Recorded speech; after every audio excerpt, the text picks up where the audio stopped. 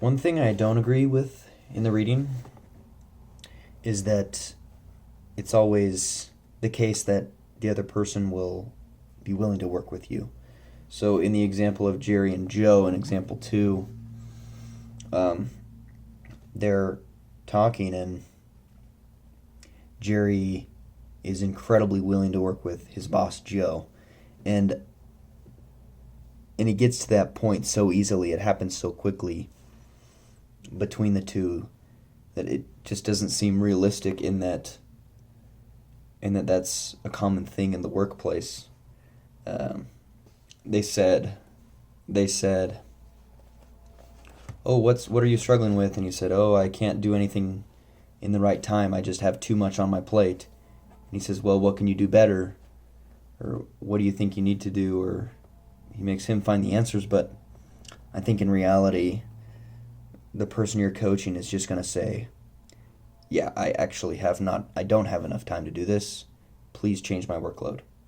I think that's going to be the reality. And so, what I disagree with in the reading would be that it's easy to find a solution, because a lot of times there will be no solution other than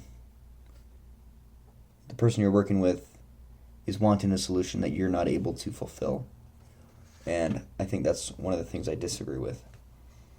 Um, and the second one, what I found useful was the scam, or it was the leads approach, where you listen and then you evaluate, or you evoke and then respond,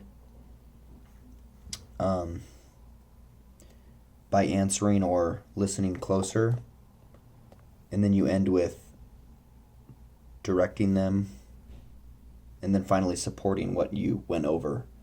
And I think that's cool in that that's how normal conversations flow, but beginning by listening is vital, and then closing by supporting the decisions and findings you've made is like what ties it all together.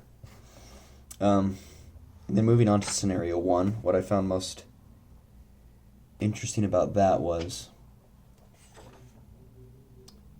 um, like how quickly the boss was to assume the problems of Jerry. Um, like the boss was, when he heard an issue, he said, "Oh, what do you need to do to better manage your time?" And so that was on his part. It wasn't listening. It was assuming this was the solution to his problem. He needed better time management. And so rather than the worker finding, or the salesman finding his own solution to time management, the boss assumed the correct solution for him, and therefore he wasn't sold over on it. So what I would do in that situation would say,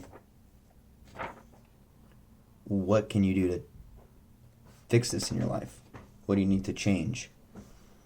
And so what he could have done is say, what can we do together to change the situation that's really hard for you?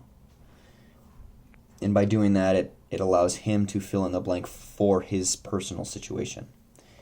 And that can help. That can help him find the answer for him, rather than putting words in his mouth, which was what was done in situation one.